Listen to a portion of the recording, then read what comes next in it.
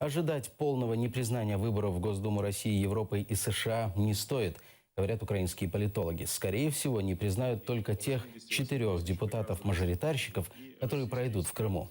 Эксперты прогнозируют явку избирателей около 60%. Наибольшую явку российская власть якобы покажет в Крыму. Что касается кремлевского руководителя Крыма Сергея Аксенова и так называемого прокурора Натальи Поклонской, которые идут в списке «Единой России», то шанс попасть в Думу имеет только оккупационный прокурор.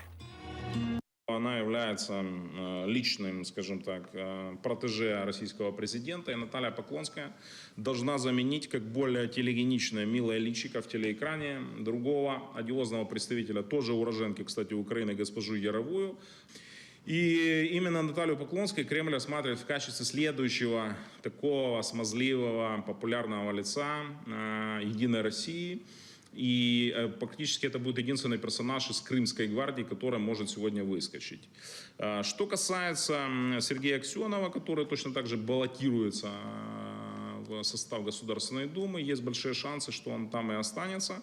И таким образом Кремль выстроит ему мостик, поскольку другой альтернативой ухода с должности председателя правительства так называемой Республики Крым для Сергея Аксенова является тюремный срок или же почетная ссылка, которая применялась в отношении представителей других крымской элиты, так называемой крымской команды победителей.